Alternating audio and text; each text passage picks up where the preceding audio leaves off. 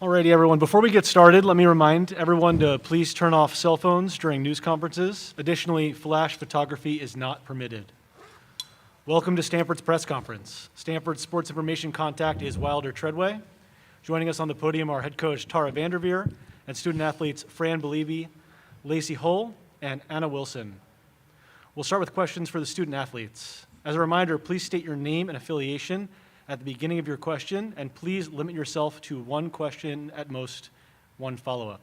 If you're on the Zoom call, raise your hand and I will call on you and unmute you if time permits. Questions for the student athletes?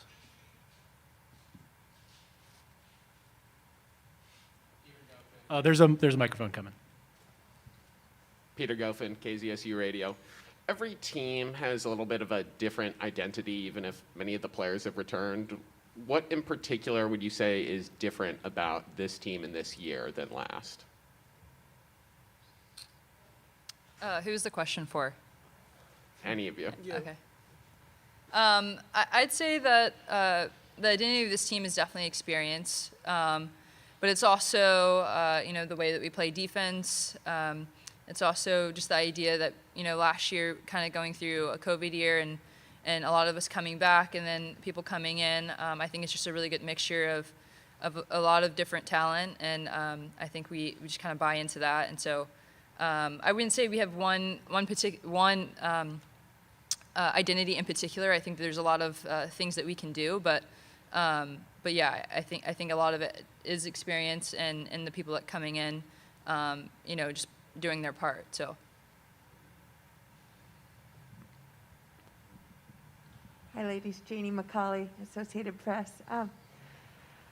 Lacey, I guess I'll start with you. But does this feel more like a normal year? That Stanford's used to hosting the first two rounds, and last season was just so different. And now you're up here on your own campus and get to play on your home court for the first two rounds again. Yeah, we were kind of talking about it on the walk over because Fran has never experienced this because we didn't have it our sophomore year either. And so I've only had it my freshman year. It's definitely feeling more like normal. I don't really know what normal is anymore, though, because that was only one of three. But it definitely feels good to be back at Maples for the first two rounds, and it's exciting to have all of our fans to be able to come to those games, too. Anna, I guess maybe you want to touch on that as well, just because it's a special place to get to be on your home court. Yeah, there was one year where we didn't have an NCAA tournament here because of gymnastics, and then the other year, obviously, COVID happened. But I would say that it's just really exciting to play in front of Stanford fans. Having another opportunity to do that, and obviously hosting is a really great thing for our team, and being able to have familiar faces in the stands and everything. So before moving on to any other stage of the tournament. So it's just really exciting to be playing in Maples. Zach Kaplan, I'm with ABC Fox Montana. Just for all three of you, I'm just wondering what you've seen from Montana State so far on film and what stands out about their game to each of you. Start with me. Yeah, I think it's definitely an interesting challenge. We know that they're really aggressive on defense, kind of in a way we were told like Colorado, and then again like shooters on the outside in a way kind of like Utah. So we know that we're preparing for two teams that we've already played in one team in a way, and so we're really excited for the challenge and opportunity. Yeah, I think in film and stuff we've just been kind of focusing on, they have great talent, they have great players, and so today especially we're going to focus in on the scout there and really lock in on the defense that we're planning on using. So. Yeah, I think Montana State, obviously they're in the tournament, so they're a great team. We're really focused as well on scouting report, but also just on ourselves. And so if we come out and play Stanford basketball, we should be good.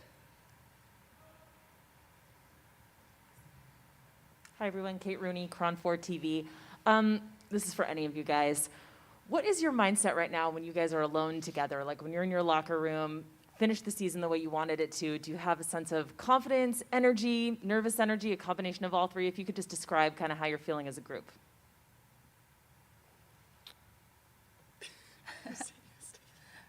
I would say that there's definitely a little bit of all three. There's energy. There's, I think, a sense of confidence that we know if we play our game, we're capable of anything we want to achieve. And so I think that there's like a sense of unity, and we have this vision, we have this goal, and I think there's that like cohesive mindset and vision, and I think that we're really excited to get started on the games. We're going to take one from the Zoom real quick. Anne, if you want to unmute yourself, you can ask your question. Ann Killian with the San Francisco Chronicle. This is for Anna.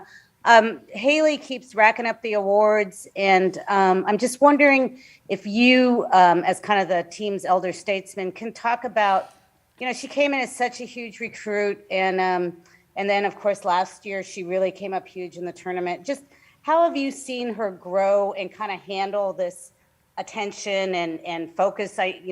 When the ESPN selection show started, she was the first person they showed, the first player, and you guys all cheered. But how has she kind of grown into this role? Well, you can't see her, but she's right here in the back. But Haley's a tremendous teammate. Obviously, she's a great player. But really, she elevates everyone else, who's on the court and in the locker room. And so, obviously, I'm very grateful to be able to play beside her. And I think, we've talked about this before, but, the awards and everything, whether she gets them or doesn't, that doesn't really determine her value or her worth. And so, I'm just really proud of her, and, she's going to do great in the tournament.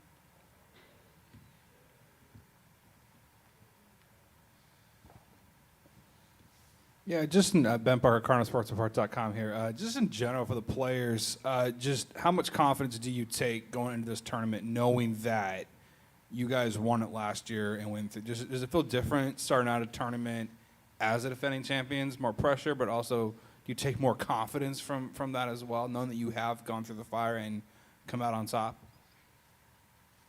I think that while, yes, there is some sort of confidence that comes from having won because you know what it takes to get there, this is a completely different season, a different team.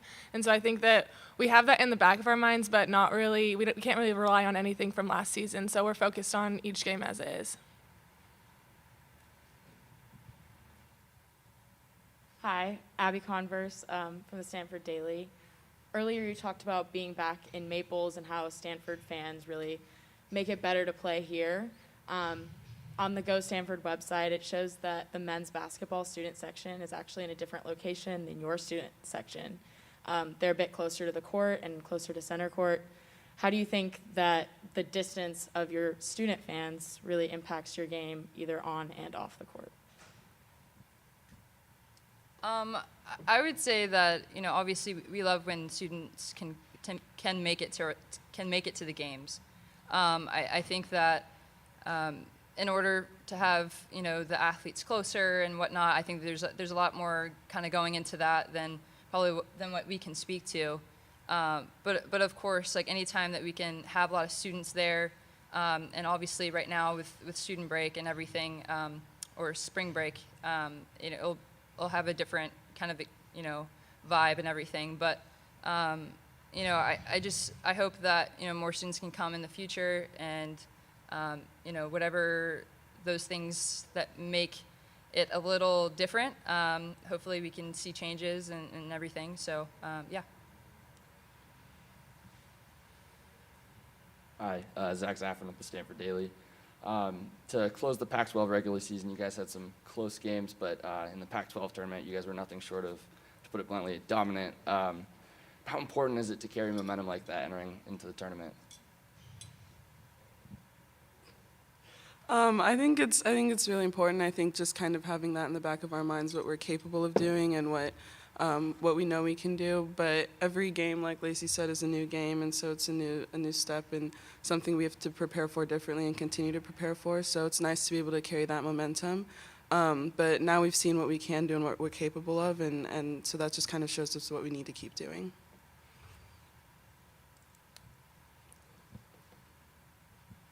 Kind of a fun question for all three of you, but Montana itself, a lot of people have been moving there over the course of the pandemic.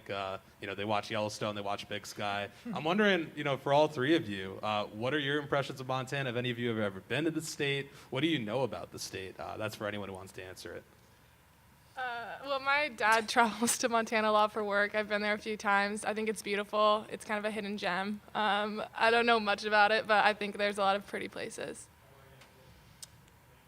Yep, what she said. Never been, but I'll take Lacey's word for it.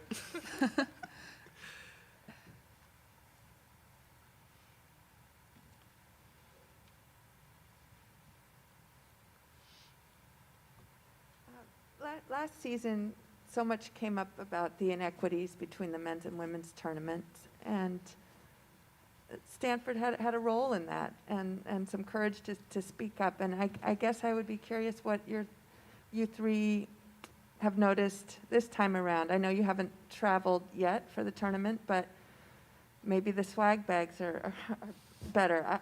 I guess maybe a few thoughts from each of you, that would be wonderful. Yeah, I think, kind of going into this tournament, we obviously kind of have our antennas up. Obviously, our main focus is doing well in the tournament and being able to see the changes that hopefully are made by continuing to win. I think that it is obviously with a lot of hope that there have been a lot of changes made, and hopefully there are no excuses for why it would be any different. So, yeah.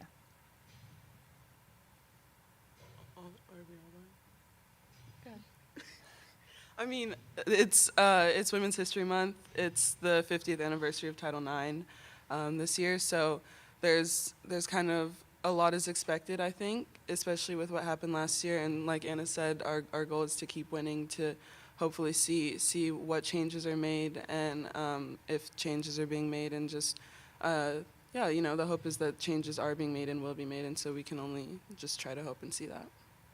Yeah, I think echoing all of that, we also are really grateful for Tara and her efforts for making those changes, and so I think that it's exciting, and that we're looking forward to hopefully seeing positive change happen and continue to happen. Yeah, I think it's a little early to tell. I think that those changes happen a little bit further down the road. We haven't really got into our swag bags yet, so we'll get back to you on that one.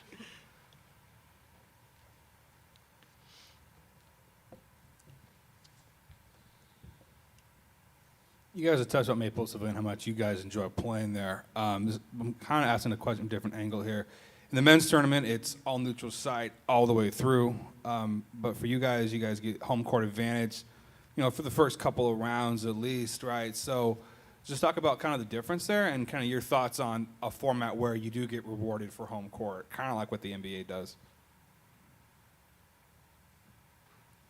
There's definitely an advantage to having home court. And I think that last season obviously is an example of playing on a neutral court. Obviously with COVID, there's a minimum of fans that can come, or a maximum of fans that can come. And so I think that obviously for people who haven't experienced the NCAA tournament, they'll probably hear that or see that or feel that energy by having familiar faces in the stands, and maybe there'll be a higher level of comfort because of that.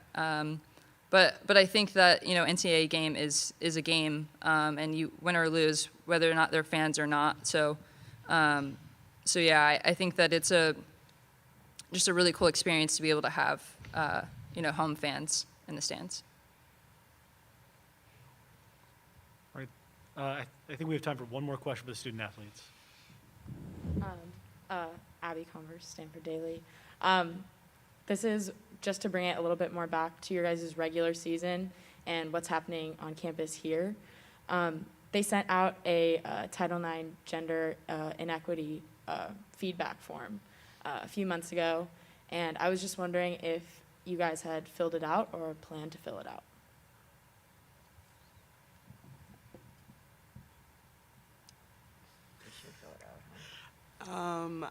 I don't read my emails, but I will. I will get back to that one.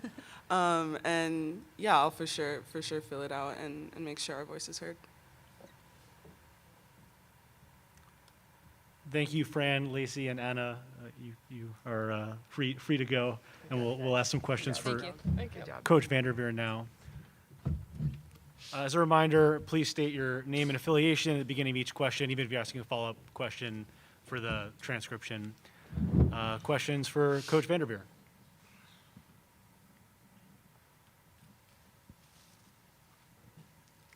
Tara, Zach Kaplan with ABC Fox Montana. Just wondering. I've been to Montana. I guess we'll start with that. What have your experiences been like in Montana, and what stood out to you about the state? I know you know a little bit more than the two of them. First of all, 406. I love Montana.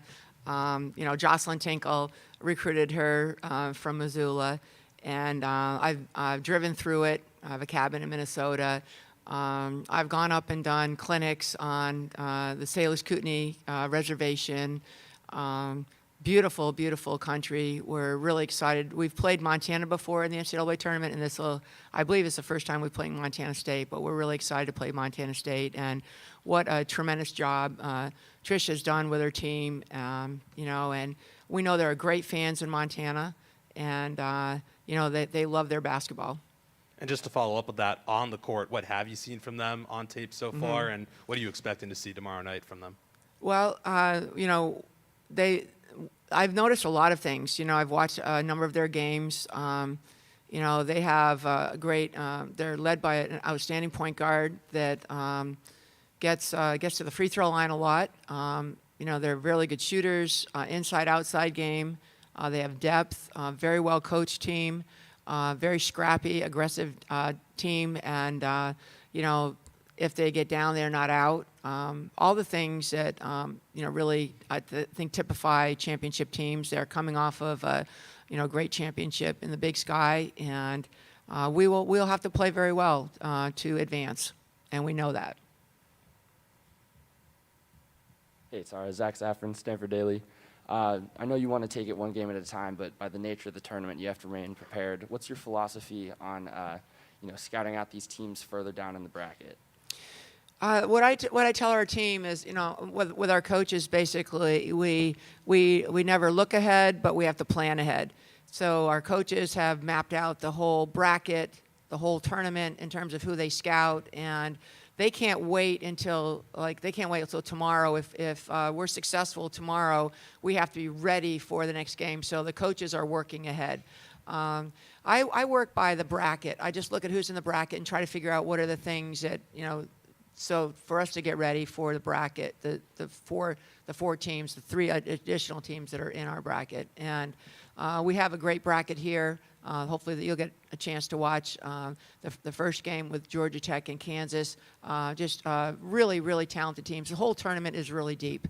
So we definitely, with our team, we're focused totally on Montana State, and we just go one game, one possession at a time.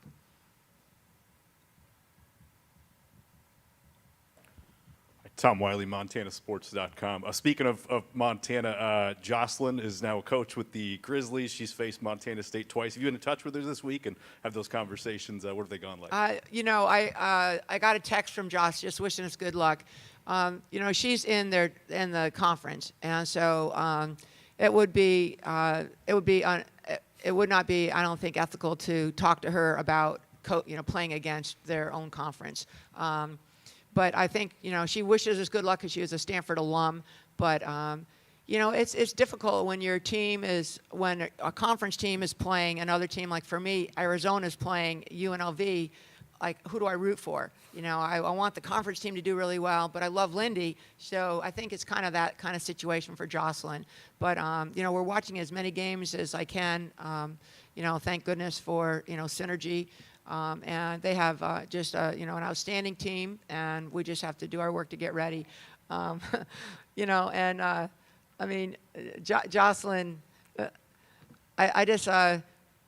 I'm just really proud of her and really glad. At first I thought we were going to be playing them. I'm like, oh my gosh, we're going to be playing Josh's team. Then I realized that she was at Montana. But we're really excited to play Montana State.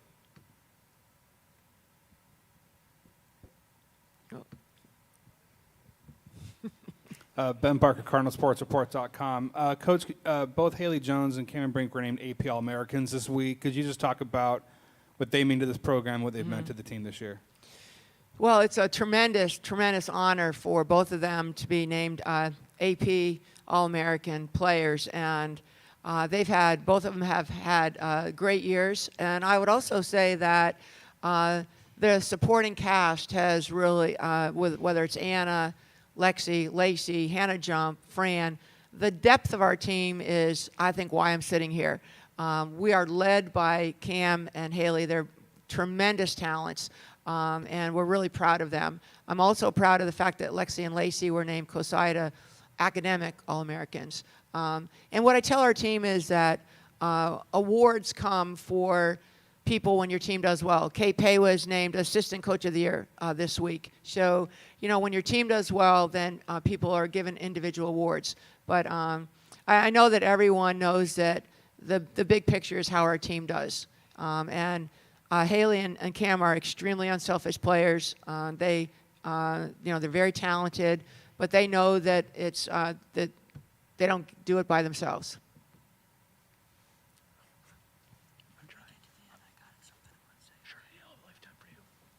Hi, Tara. Janie McCauley from AP. Nice to see you.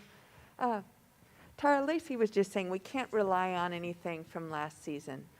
Do you appreciate that approach? I mean, it's a fresh slate now, but also look back and know how this team grew from that experience, that you get to come home and not take for granted that you're on your home court the first 2 rounds again, and just everything that they went through to get to this point. Well, not only did they go through all that last year, but think of the year before when we sat down on March 13th, I believe, and said, there's no NCAA tournament. So I know that our team really, and our coaches, we really appreciate this opportunity. We are, we already referenced kind of the disparity from last year, but we are really thankful for the opportunity to play in the NCAA tournament and for all the work that goes into this tournament, that the staff, the NCAA staff, and all the people that are associated with the tournament do. It's a tremendous, tremendous undertaking, and it's a great opportunity for our team. And, going through it last year in a different way and shape, I think we appreciate it this way too. And Tara, along the lines of the disparities that I asked your young women here, can you see any hints yet that things will be better on the women's side? And do you look back and really take some pride in the fact that your program stood up for it? Well, already you see the March Madness, which to me is like, how hard was that, right? But whether it's March Madness or having 68 teams, I think that they're going to have to, and the NCAA, we did a Zoom with, President Mark Emmert, with Lynn Holzman, Dan Gavitt, and basically they said, we have a long way to go, but we can't wait 50 more years, so we need to see those changes, and, it can't be the hot dogs for the girls and steak for the boys, and I think the outrage that the video by Ali Kirshner or Sedona Prince or the articles in the New York Times, the congressional hearings, I think has everyone's attention. And even you referenced the Stanford gender equity. I hope all the women on our team open their emails and respond. There are things that are just so business as usual that whether it's the concerts that were at the men's tournament, not at the women's tournament, whether it's even at the Pac-12 level, where all the meetings for the presidents and provosts or trustees are always at the men's tournament. Why not flip it between men's and women's tournament? So we do have work to do, but I'm hoping, and we're really optimistic that we're going in the right direction and we're going to move quickly.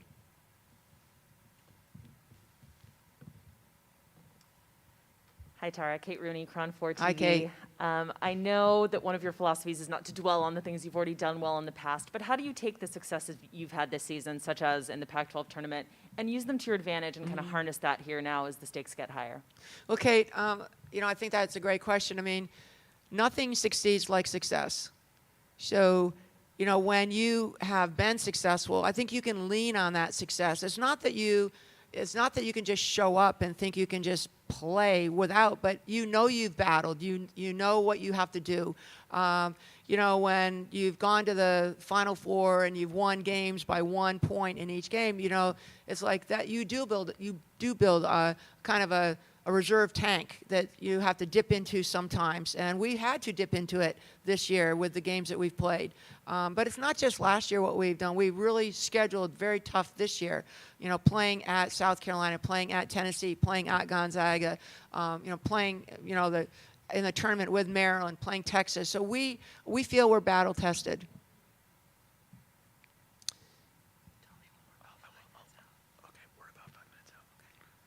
Can I just, I just wanted to put something out there, and Wilder is going to help me. I'm not sure. There you are, Wilder. One of the coaches that's here from Georgia Tech is Nell Fortner, who was my assistant at the Olympics. And about 26 years ago, about now, Nell and I were in the city of Kyiv. And I know other coaches and all of you in this room, we're in this little basketball bubble, but I want to put a challenge out to other coaches, to our fans, to everyone in here. My sister's already accepted the challenge. I'd like to donate to the Ukraine Humanitarian Fund, and I'm not sure which fund it will be yet, $10 for every 3-point made in the NCAA women's tournament. So Dayton is already costing me some money, but I just want to hope that men's coaches, women's coaches, women's fans, that, especially for Nell and I, when I see Nell, I know that, we'll go back to a great time. And I'd like to tell a quick story of what happened when our team was in Ukraine. We played the Ukraine national team at least 10 times. I would call them our cousins because we saw them in so many tournaments and played against them. So maybe I have an affinity for the country, and watching what's happening has been really very hard. But when our team was leaving Ukraine, women at 3:30 in the morning were begging outside of our bus. And our team emptied their suitcases, emptied their wallets, and just were very generous. And I hope that our NCAA tournament, I hope people can make a lot of threes, and that I can be very generous. And I hope that other people will get on board with this challenge. And I'm going to ask Wilder after every NCAA, tournament day to post how much I owe. And I'd like people to match the challenge. Thank you, Coach Vanderveer. Any final questions? Did I get any takers? Even if it's a dime a three. I'm going $10 a three. I'm in too, Coach. Thank you. A recording of this press conference will be available in the NCAA Digital Media Hub at www.ncaa.veritone.com. Transcripts are provided by ASAP and will be posted shortly. Thank you for joining us. Thank you very much. All right.